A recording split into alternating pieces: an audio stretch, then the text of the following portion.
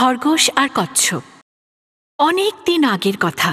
এক ঘন জঙ্গলে ৩ বন্ধু থাকত, শেয়াল, খরগোশ আর কচ্ছপ। রোজ ৩ জন একই জায়গায় দেখা করত। শেয়াল আর খরগোশ সব সময় আগে পৌঁছত, কিন্তু কচ্ছপ সর্বদা দেরি করে আসত। খরগোশ রোজ কচ্ছপকে নিয়ে ঠাট্টা করত।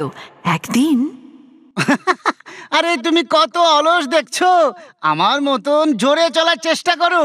খরগোশের এইসব কথা শেয়ালের মোটেই ভাল লাগতো না। এই, ওকে এ ধরনের কথা বলো না। সত্যি কথা বলতে কি, তুমি ওকে দৌড়ে কখনো হারাতে পারবে না। এই কচ্ছপ আমাকে কি হারাবে?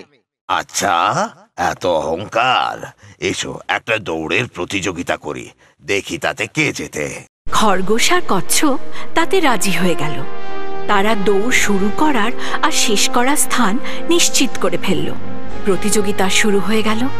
খরগোশ খুব তাড়াতাড়ি দৌড়তে শুরু করলো, কিন্তু কচ্ছপ সে ধীরে ধীরে চলতে থাকলো।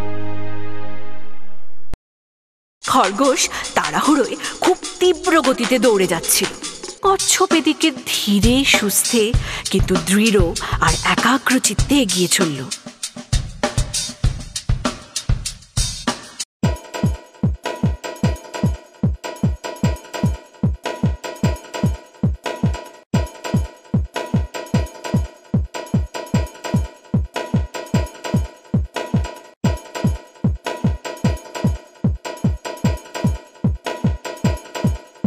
কিছুক্ষণ পরে খরগোশ হাঁপিয়ে উঠল। সে পেছনে তাকিয়ে দেখল, কিন্তু কচ্ছপকে কোথাও দেখতে পেল না। তখন খরগোশ ভাবল, ও কখনই আমাকে হারাতে পারবে না, একটু জিরিয়ে নি। এই ভেবে খরগোশ একটা বড় গাছের ছায়ায় শুয়ে পড়ল আর নিশ্চিন্তে ঘুমিয়ে পড়ল।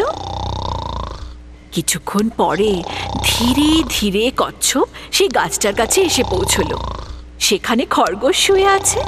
সে দেখল যে খরগোশ মহা আনন্দে ঘুমোচ্ছে, কিন্তু তবুও সে এক মুহূর্ত না থেমে তার নিজ গতিতে গন্তব্যের দিকে এগিয়ে চলল।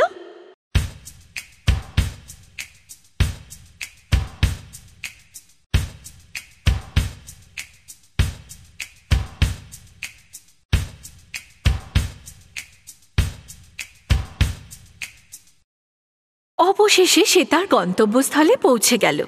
সব পশুরা ওকে অভিনন্দন জানালো। অবশেষে তুমি দেখিয়েই দিলে, কিন্তু খরগোশের কি হলো? অনেকক্ষণ বাদে খরগোশ মশাইয়ের ঘুম ভাঙল। পেছনে তাকিয়ে দেখল, কিন্তু তাও কচ্ছপকে আর দেখতে পেল না।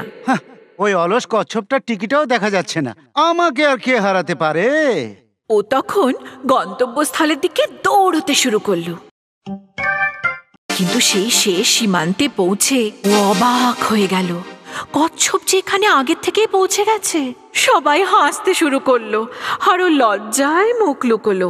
শেয়াল তখন খরগোশকে বলল, দেখলে তো, তোমার অহংকারই তোমার পতনের কারণ। কচ্ছপ ধীরে হোক কিন্তু নিষ্ঠার সঙ্গে নিজ গন্তব্যে ঠিক পৌঁছে গেল, কিন্তু জিতেও গেল।